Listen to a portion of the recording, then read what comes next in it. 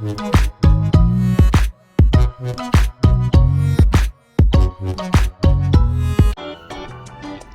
Friends, આજે હું તમારી સાથે શેર કરીશ પૌવા અને રવાથી બનતો એકદમ ટેસ્ટી અને હેલ્થી નાસ્તો, જેમાં તેલનો ઉપયોગ પણ ઓછો થાય છે અને બધા શાકભાજી એડ થાય છે, એટલે તે હેલ્થી પણ લાગે.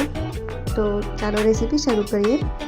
તો એના માટે મેં અહીંયા 3 વાટકી જેટલા ચોખાના પૌવા લીધા છે, જે આપણે પોહા અને બટેટા બનાવવા માટે યુઝ કરીએ છીએ. એ પૌવા લીધા છે મેં રેગ્યુલર, એ 3 વાટકી લીધા છે. અને હવે એને ચોખ્ખા પાણીથી સારી રીતે 3 થી 4 વખત ધોઈ લઈએ. તો અહીંયા મેં પૌવા ધોઈ લીધા છે. હવે એની અંદર 1 વાટકી રવો ઉમેરી દઈએ અને 1 વાટકીની ઉપર 1/4 કપ જેટલો રવો ઉમેર્યો છે. હવે 1 વાટકી જેટલું દહીં લીધું છે મેં અહીંયા, અને એને સારી રીતે મિક્સ કરી લઈએ.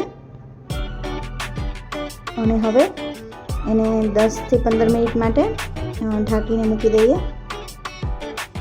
તો જો એ 10-15 મિનિટ થઈ ગઈ છે અને આવી રીતે એકદમ સરસ લોટ જેવું થઈ ગયું છે. તો હવે એની અંદર અડધી વાટકી જેટલા મેં અહીંયા કોબીજ લીધા છે, એ ઉમેરી દઈએ. અને અડધી વાટકી જેટલી ડુંગળી લીધી છે, અડધી વાટકી લીલા મરચાં લીધા છે અને અડધી વાટકી ગાજર લીધું છે. હવે એની અંદર સ્વાદ મુજબ મીઠું, આની અંદર તમે કોઈ પણ તમારા મનપસંદ શાકભાજી ઉમેરી શકો છો. અને અડધી ચમચી જેટલું તીખાનું પીસેલા લીધા છે મેં. હવે આને આપણે સારી રીતે મિક્સ કરી લઈએ. તો જો અહીંયા જેમ રોટલીનો લોટ બંધાઈ જાય એ રીતે સરસ લોટ તૈયાર થઈ ગયો છે.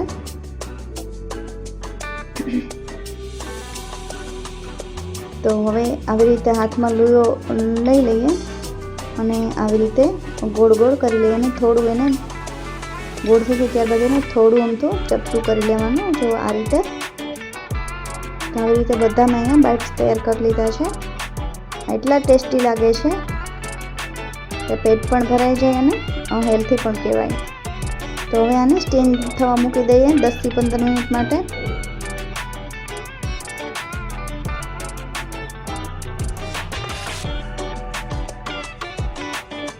તો હવે 15 થી 20 મિનિટ થઈ ગઈ છે અને આપણા બાઇટ્સ સરસ સ્ટીમ થઈ ગયા છે.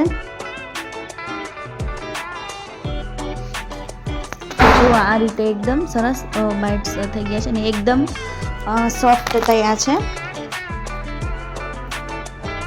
તો હવે એની અંદર આપણે તેલ ઉમેરી દીધું છે એક પેનમાં. હવે એની અંદર અડધી વાટકી જેટલી રાઈ, ચપટી હિંગ ઉમેરી દઈએ અને થોડી હળદર, થોડા તલ, સફેદ તલ જે હોય છે એ તલ ઉમેરી દીધા છે મેં.